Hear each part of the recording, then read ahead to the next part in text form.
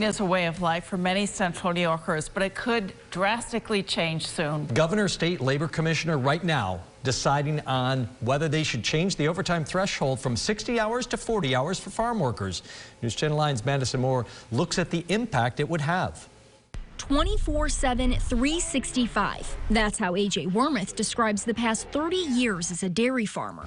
Cows rule. I mean, everything's driven by the cows. Now his business is facing a major hurdle after the Farm Labor Wage Board voted to recommend lowering the overtime threshold for farm workers from 60 hours to 40 hours a week, a decision the agricultural industry is against. So the bottom line is our products will just be too expensive to produce. Farms can't pass those costs on down to the line to consumers, and they have to make up those costs somewhere. For Wormuth, that'll mean cutting down his 35 employees' hours, a move he fears will drive them away. The employees can just go to another state that doesn't have this and work more hours to make that up. And with over 1,800 cows that are milked 3 times a day, the workload here is nonstop. That's why a decrease from 60 hours to 40 hours a week would be detrimental to their business. A higher cost.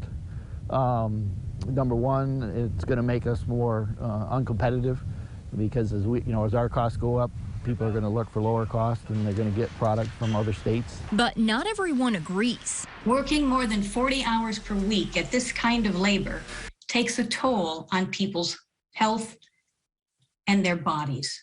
And at the very least, those extra hours should be remunerated at the same overtime rate as other workers receive. But if the recommendation is signed off by Governor Hochul, Wormuth worries his family's business could be in jeopardy. It's a little discouraging because, you got 2 kids and you're trying to figure out whether you're going to have a business for them to take over. A fear that could have lasting consequences. In Elbridge, Madison Moore, News Channel 9. Republican Assembly members are set to hold a news conference tomorrow to urge the governor and commissioner of labor to reject the recommendation from the Farm Labor Wage Board. If it's approved, the threshold would be phased in over the next decade.